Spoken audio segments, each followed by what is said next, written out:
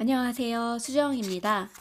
제가 오늘 여러분께 소개해드리고 싶은 책은 홀로그램 우주입니다. 이 책은 마이클 텔보트 지음, 이균영 옮김.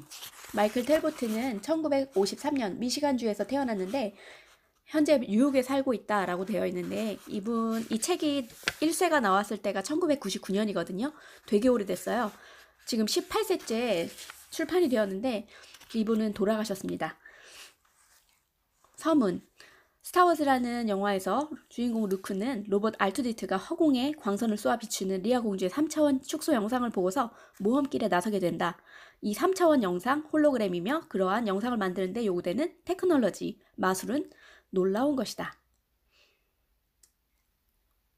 달리 말하면 우리의 우주와 그 속의 모든 것들, 눈송이부터 단풍나무, 별똥별, 궤도를 도는 전자에 이르기까지 우리가 몸담고 있는 현실로부터는 너무나 아득한 말 그대로 시간과 공간을 초월한 실제의 차원으로부터 투사되는 유령 같은 영상에 지나지 않는다는 말이다. 그래서 모든 과학자들 중에서 이 놀라운 생각을 맨 처음 떠올린 게 아인슈타인이 총애했던 인물, 양자 물리학의 대가 데이비드 봄이고요. 또 한 분은 신경 생리학의 고전 교과서 두뇌의 언어 저자인 칼 프리블렘이라는 신경 생리학자입니다. 이 두 분 모두 봄은 양자 물리학에서 마주치는 모든 현상을 설명하지 못한다는 그 사실에 매우 불만을 가졌고요.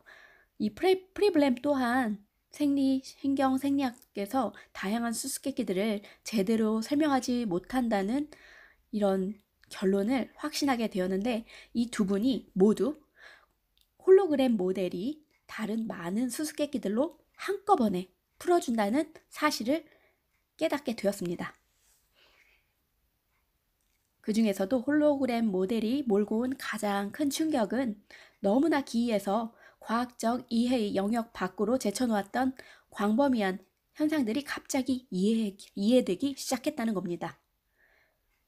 텔레파시, 예지, 우주와의 신비한 일체감, 심지어는 염력 현상, 즉 물체를 건드리지 않고 마음으로 움직이는 능력까지 포함되는 이것들이 모두 다 엄청난 현상이 이해되기 시작했답니다.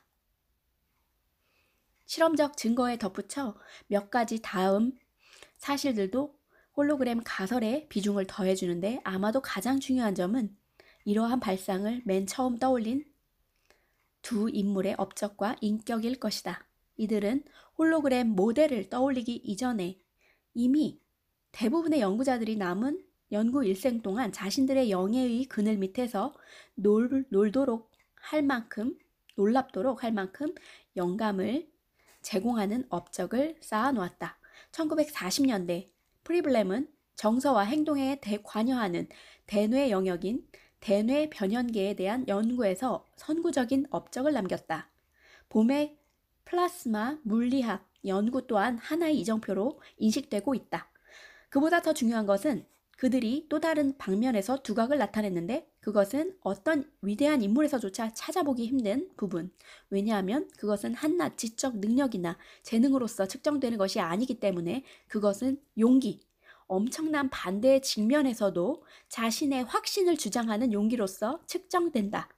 봄은 대학원생 시절에 로버트 오펜하이머와 함께 논문 과제를 연구하는데 그 후 1951년 오펜하이머가 반미행위 혐의로 구급파 조셉 메카시 상원의원이 주도한 공포의 청문회에 회부되었을 때 봄은 반대 증인으로 소환되었으나 출두를 거절했다. 그 결과 직장을 잃었고 미국에서 퇴출됐어요. 그래서 런던으로 옮겨가게 됩니다.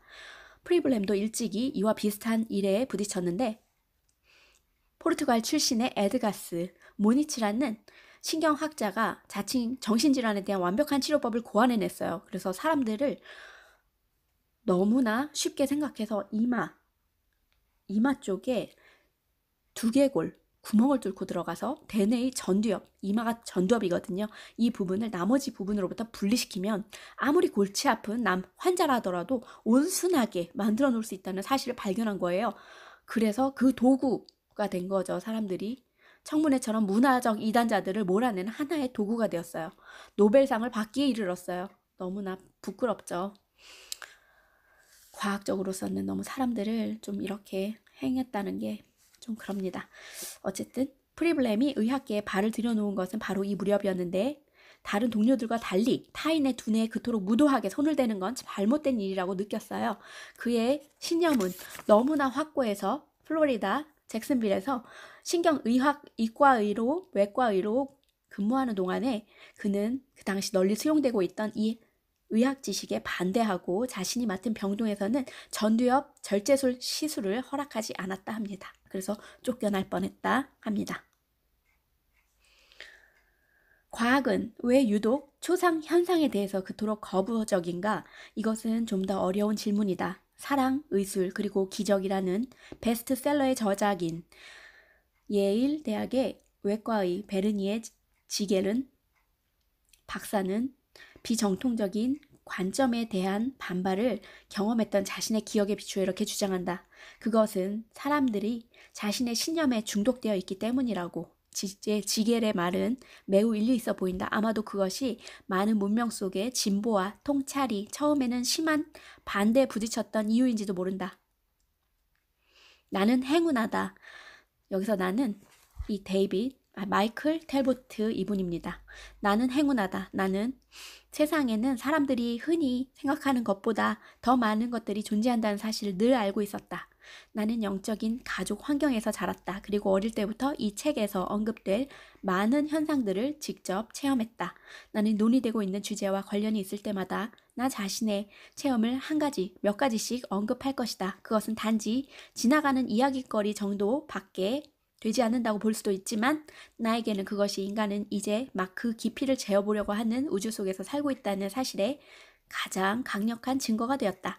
나는 그것이 보여주는 통찰 때문에 그것을 이 책의 내용에 포함시켰다. 마지막으로 홀로그램 관점은 아직도 형성 중인 개념이다.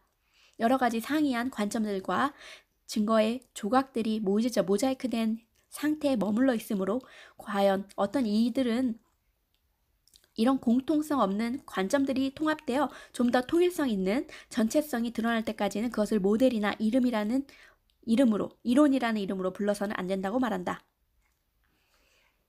이 책에서는 다양성을 기하기 위해 모든 표현을 받아들였고 홀로그래픽 모델과 홀로그래픽 이론이라는 용어도 쓰고 있다. 그러나 이것은 홀로그램 개념이 엄밀히 의미에서 용어가 뜻하는 바와 같은 어떤 모델이나 이론의 지위를 얻었음을 암시하려는 것이 아니다. 홀로그램 모델에 영향받고 꼭 그것을 자신의 독특한 때로는 반대되는 방식으로 해석한 수많은 연구자들의 생각과 결론들도 살펴본다. 물에 대한 두려움을 극복하고 나면 양자 물리학의 기이하고 매혹적인 개념들 속을 헤엄쳐 다니는 것이 생각보다 훨씬 쉬운 일임을 깨달을 것이다. 그리고 이런 몇 가지 개념들을 살펴보는 것만으로도 세계를 바라보는 자신의 시각에 변화가 생길지도 모른다. 이런 소박한 소망으로 이 책을 내놓는다. 라고 말씀하셨습니다. 프리블렘이 이런 말을 했어요. 눈에 보이는 세계가 잘못되었다는 것도 아니고 외부에 사물이 존재하지 않는다는 것도 아니다. 다만 우주를 하나의 홀로그램적 시스템으로 관철하여 바라본다면 우리는 새로운 관점, 새로운 현실을 도달하리라는 것이다. 그리고 그 새로운 현실은 지금까지 과학적으로 설명할 수 없었던 일들, 동시성, 즉 우연하고도 깊이 있는 의미 깊은 사건의 일치성, 그리고 온갖 초상 현상을 설명해 줄 수 있다. 그래서 프리블렘이 이 홀로그램 모델을 구상하게끔 만들었던 처음 시작이 기억이 두뇌 어느 곳에 있었던가 하는 의문이었대요. 그래서 이렇게 실험을 다양하게 하고 사람들의 뇌가 다쳐서 실험했던 이런 연구 결과들을 보면 뇌의 90%가 손상이 되어도 기억이 전부 다 사라지지 않고 어느 정도는 다 남아있던 거고요. 여기서 레실리라는 사람이 쥐를 훈련시켜서 미로 달리기와 같은 다양한 임무를 수행시켰던 거예요. 근데 그 쥐의 여러 부분을 외과적으로 제거한 뒤 임무를 시행시켜 보았더니 그의 목적으로 미로를 달리는 능력을 잃지가 않았던 거예요. 실제로 의학적인 이유로 뇌의 일부를 제거한 환자들도 기억이 상실되는 일을 겪지 않았다. 되게 신기하죠. 1960년대 중반 사이언티픽 아메리카에나 실린 최초로 제작된 홀로그램에 관한 기사가 그의 머리를 번개처럼 떼었다. 홀로그램 사진술의 개념 자체도 놀라웠을 뿐 아니라 그것을 그가 씨름하고 있었던 퍼즐의 해답을 제시해 주었던 것이다. 홀로그램 필름의 모든 조각이 전체상을 만들어내는데 필요한 모든 정보를 담을 수 있다면 마찬가지로 두뇌의 모든 부분들도 전체의 기억을 재생하는 데 필요한 모든 정보를 담아낼 수 있을 것처럼 보였다. 되게 신기하죠? 그 작은 그 홀로그램 보면은 되게 작게 다 나눠져 있잖아요. 한 면에 그게 다 전체 기억을 다 담고 있다는 거예요. 대단하죠? 우주는 정말 대단해요. 뇌도 대단해요. 뇌가 홀로그램이라는 거예요. 두뇌가 홀로그램 방식으로 처리할 수 있는 것은 기억만이 아니다. 레실리가 발견한 또 하나의 사실은 뇌의 시각 중추도 역시 외과적 절개에도 불구하고 놀라울 정도로 끈질기게 남아있다는 것이었다. 와, 우리 인간을 누가 만들었을까요? 아니, 생명을 누가 만들었을까요? 너무 신기하죠. 두뇌와 홀로그램 간의 깊은 유사성은 프리블렘을 흥분시켰지만 그는 자신의 이론이 좀 더 확고한 증거의 뒷받침 없이는 아무런 의미도 없다는 것을 알았다. 그와 같은 증거를 제공한 학자가 있었으니 인디애나 대학의 생물학자 폴 피치였다. 공교롭게도 피치는 처음에 프리블럼 이론에 매우 회의적이었다. 그는 특히 기억이 두뇌의 일정한 위치에 자리 잡고 있다는 것이 아니라는 주장을 의심했다. 피치는 실험을 통해 도룡뇽을 선택했다. 도룡뇽을 수술을 한 거예요. 그래서 뇌의 위치를 바꿔놓은 거죠. 좌뇌와 우뇌를. 실망스럽게도 도룡뇽은 회복되자마자 곧 정상적인 먹이 습성을 보였다. 이번엔 아래 위를 바꿔 보았다. 뇌가 회복되자 또 역시 정상적으로 먹이를 먹었다. 당황한 피치는 좀 더 과격한 방법으로 100회가 넘는 수술을 통해 이 운 나쁜 동물의 뇌를 얇게 썰고 뒤집고 버무리고 심지어는 잘게 점였다. 그러나 뇌를 되갖다 놓을 때마다 이 아이의 행동은 정상적으로 돌아왔다. 이것이 주목을 끌어서 그의 연구는 TV 취재물인 60분에 반영되기 이르렀다. 그는 자신의 통찰력이 담긴 저서 버무린 뇌. 이 경험과 자신의 실험 내용을 상세히 서술해 놓았다.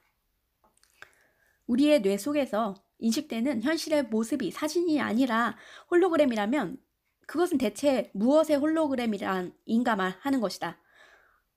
제가 너무 흥분해가지고 말을 좀 더듬었어요. 죄송합니다. 비유하자면 테이블에 둘러앉은 사람들을 폴라로이드로 찍었는데 사진을 보니 사람들은 온데간데 없고 간선무늬 물결만 나타난 거예요. 이게 어인일입니까? 조만간 우리 이번 주 오늘이 3월 19일이거든요. 오늘 목요일 제가 쉬고 있어서 이렇게 글을 남기고 있는데 이번 주 토요일 날 정모거든요.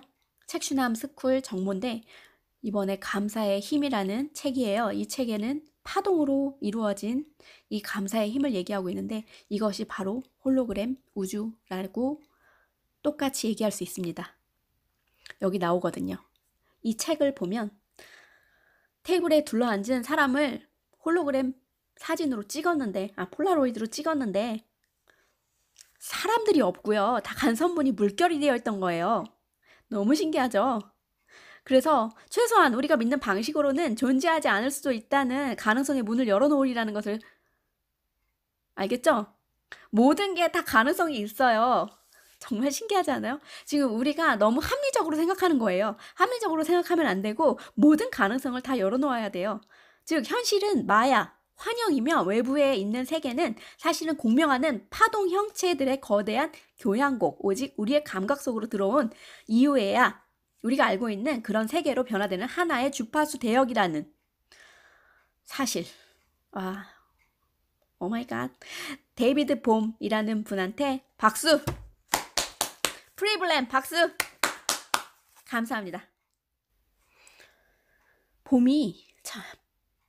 데이비드 봄이 BBC 방송국의 TV 프로그램에서 어떤 장치를 보았는데 이것이 그의 생각을 더욱 발전시킬 수 있도록 도와주었어요. 그 장치는 특수하게 고안된 것으로 커다란 회전 실린더가 들어있는 원통인데 통과 실린더 사이의 좁은 공간에는 글리세린, 맑고 점도가 높은 액체, 글리세린 아시죠?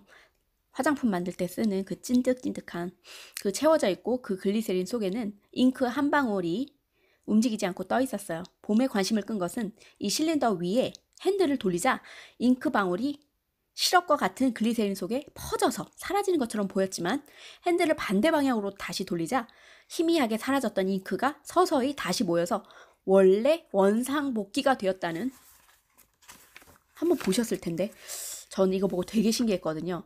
이 놀라운 주장 중에, 이 봄의 가장 놀라운 주장 중에 하나는 우리의 일상 속의 감각적인 현실이 사실은 마치 홀로그램 같은 일종의 환상이라는 주장인데, 이 이면에는 존재의 더 깊은 차원, 즉 광대하고 더 본질적인 차원의 현실이 존재하여 마치 홀로그램 필름이 홀로그램 입체상을 탄생시키듯 그것이 모든 사물과 물질적 세계의, 물리적 세계의 모습을 만들어낸다는 것. 봄은 이 실제의 더 깊은 차원을 감추어진, 접힌 질서라고 하고, 우리의 존재 차원을 드러난, 펼쳐진 질서라고 불렀습니다. 봄이 이러한 용어를 사용하는 것은 그는 우주의 모든 현상들의 나타남을 이 우주 간의, 이 두 질서 간의 무수한 접힘과 펼쳐짐의 결과라고 보기 때문이었습니다. 달리 표현하자면 전자와 기타 모든 입자들은 간헐천에서 솟아나오는 물줄기의 모습보다 조금도 더 실제적이거나 영속적이지 않다. 입자들은 감추어진 질서로부터 지속적인 유인물에 의해 지탱되며, 한 입자가 소멸되는 것처럼 보일 때도 그것은 상실되는 것이 아니라 단지 나타났던 곳인 더 깊은 질서 속으로 접혀 들어가는 것일 뿐이었다라고 얘기하는 거죠.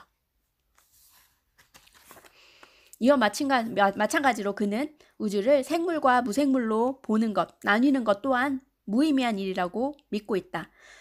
생물과 무생물은 불가분하게 서로 엮어져 있고, 생명 또한 우주라는 총체의 전반에 깃들어 있다. 바위조차도 어떤 의미에선 살아있다. 왜냐하면 생명과 지능은 모든 물질뿐 아니라 에너지, 공간, 시간, 전 우주를 이루고 있는 직물, 그리고 우리가 홀로 무브먼트로부터 추상해내어 분리된 사물로 오인하는 기타의 모든 것들 속에 존재하고 있기 때문이라고 봄은 말했습니다. 의식과 생명이 우주 전체에 깃들여 있는 조화체라는 사상에는 그에 못지않게 눈부시도록 놀라운 이면이 숨어 있는데, 즉 홀로그램의 모든 부분들이 전체상을 담고 있는 것과 똑같이 우주의 모든 부분이 전체를 품고 있다라는 것입니다. 그래서 윌리엄 블레이크의 유명한 시를 더해드리겠습니다. 한 알의 모래 속에서 우주를, 들꽃 속에서 천국을 보려거든 그대 손바닥 속에서 무한을, 한 시간 속에서 영겁을 붙잡으라. 홀로그램 모델이 영향을 끼친 연구 분야들 중 하나는 심리학이다.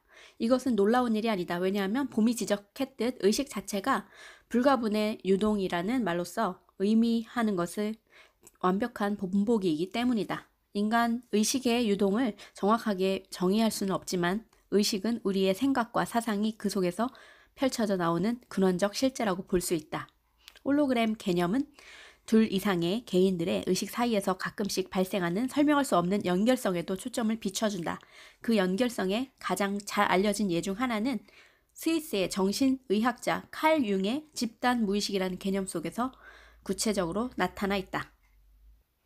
융은 신화, 꿈, 환상, 종교적 계시 등이 모두 동일한 근원, 즉 모든 사람들이 공유하고 있는 집단 무의식으로부터 나오는 것이라고 결론지었다.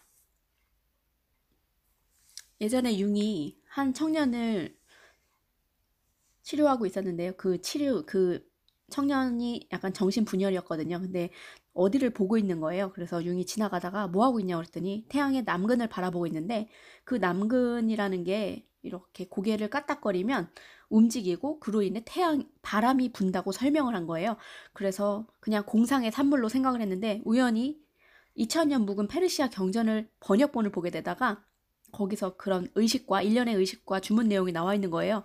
거기에는 이 청년이 얘기했던 것과 똑같이 그 태양을 바라보면 대롱이 있는데, 그 대롱이 시계추처럼 왔다 갔다 하면서 바람을 일으키리라고 적혀 있는 거예요. 그러니까 그 청년은 단지 그 청년이 본 환상이 개인의 무의식으로부터 나온 것이 아니라고 개인의 것이 아니라고 결론 지어진 거예요. 그리고 그 융의 되게 유명한 일화 있잖아요. 동시성에 대한 건데 그 융은 삶을 너무나 철두철미하게 합리적으로 살려는 태도 때문에 치료 효과가 잘 나타나지 않았던 한 여성을 돌보고 있었습니다. 만족스럽지 못했던 수차례의 진료 끝에 하루는 환자가 융에게 풍뎅이 꿈 이야기를 들려주었어요. 융은 이집트 신화에서는 풍뎅이가 환생을 의미한다는 것을 알고 있었기 때문에 환자의 무의식이 그녀가 바야흐로 심리적 재탄생을 겪을 때가 왔음을 상징적으로 알려주고 있는 것이 아닐까 생각을 했는데, 그 얘기를 이야기해 주려던 찰나에 창문에 무엇이 부딪히는 소리가 난 거예요. 그래서 눈을 돌리자마자 유리창 밖에 황금색과 초록색을 띤 풍뎅이가 앉아 있었다. 그 융이 사무실 창문에서 풍뎅이를 본 건 처음이자 유일한 일이었는데, 꿈의 해석을 들려주면서 창문을 열어 풍뎅이가 사무실 안으로 들어오게 하고 환자는 너무 놀란 나머지 자신의 지나치게 합리적인 태도를 누그러뜨리고 그때부터 치료 효과는 개선되기 시작했다. 이런 일화가 있네요. 최근에 우리가 읽었던 환생, 난 그것을 믿지 않았다의 브라이언 와이즈 박사가 그런 얘기 하잖아요. 처음에는 자기도 완고하게 이런 얘기를 믿지 않았고, 그런데 이제 환자를 치료해 나가면서 본인도 같이 환생에 대해서 생각하고 돌아간 그 잃었던 자식에 대해서도 그 환자의 입을 통해서 자기 아들 이야기를 듣고 아버지 얘기를 듣고 이러면서 이제 서서히 환생을 믿기 시작하면서 환자들을 엄청 많이 고쳤잖아요. 이런 얘기가 보면 합리적인 일화로 인해 내가 그것을 나의 원리 원칙대로 살아갈 수는 없는 것 같아요. 이 세상에는 너무너무 많은 일들이 존재하기 때문에 우리는 많이 오픈되어야 할 것 같습니다. 융의 동시성, 이 같은 놀라운 성질 때문에 그것이 우연한 사건이 아니라 실제로 그것을 체험하는 개인의 심리작용과 관련이 있다고 확신하게 되었다. 융이 이러한 생각을 처음으로 개진했을 때 대부분의 물리학자들은 이것을 진지하게 받아들이지 않았다. 그러나 비국소적 연결성의 존재가 확실해진 지금에 이르러서는 일부 물리학자들이 융의 생각에 새로운 시선을 보내고 있다. 물리학자 폴 데이비스는 이 비국소적인 양자 효과야말로 그 어떤 형태의 인과적 상관관계도 있을 수 없는 사건들 사이의 연관성, 더 엄밀히 말해서 상호 연결성을 지어준다는 의미로 참으로 동시성의 일종이다라고 말한다. 동시성을 진지하게 받아들이는 또 한 물리학자는 데이비드 피트는 융이 제시한 형태의 동시성은 실체할 뿐 아니라 감추어진 질서를 뒷받침하는 증거를 보여준다고 믿는다라고 했습니다. 달리 말하자면 피트는 동시성 현상이 물리적 세계와 우리 내면의 심리적 현실 간에 분리란 존재하지 않는다는 사실을 계시해주고 있다고 믿는 것입니다. 그러므로 우리가 삶에서 동시성을 경험하는 일이 비교적 드물다는 사실은 우리가 의식의 전체 장으로부터 분리되어 있는 정도를 나타낼 뿐 아니라 마음과 실제의 심층 차원의 무한하고 눈부신 잠재력으로부터 우리가 자신을 얼마나 차단시켜 놓고 있는지 보여주는 것이다 라고 말했습니다. 오늘은 여기까지 여러분께 알려드립니다. 자, 여러분 오늘도 제 채널에 들어오셔서 감사합니다. 여러분과 연결되어 참으로 반가웠습니다. 감사합니다.